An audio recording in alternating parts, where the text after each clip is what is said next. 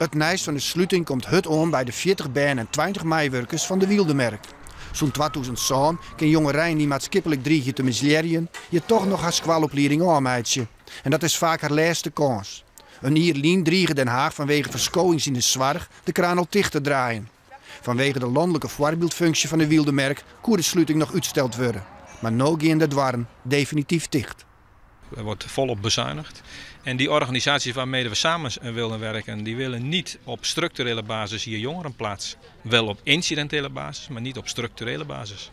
En dat betekent dat we onvoldoende garanties hebben voor een financiële basis. Nou, het is best wel schokkend. Ik bedoel, Wildemerk betekent wel veel voor jongeren die geen diploma hebben of ja, gewoon geen goede thuissituatie.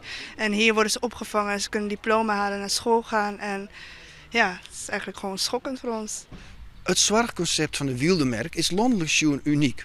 Een grote groep band tussen de 14 en 23 jaar die eigenlijk nergens meer terug te kennen, 24 uur dijs begeleiden, zondagen in de week en een goede squalopleiding Jan, zodat ze toch weer een goed plakje in de maatschappij waarom krijgen kunnen. Den Haag wil nou, net sinds de goede resultaten, de hand van dit project aanloeken. 40 kinderen hier tussen de 14 en 23 jaar. Waar komen die nu terecht? Nou, een aantal zullen uitstromen naar ander vervolgonderwijs, maar een aantal zal ook naar andere instellingen moeten of zullen dan thuis belanden. We leven hier, we werken hier, we lachen hier, we huilen hier en we doen hier aan onze opleiding. En dat betekent dat mensen hun opleiding, maar ook hun dak boven hun hoofd kwijt zijn.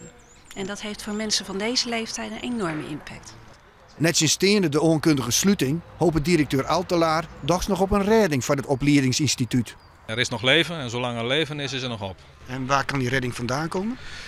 Als er instellingen zijn die met ons willen gaan praten over overnemen of intensief samenwerken, dan staan we er altijd voor open.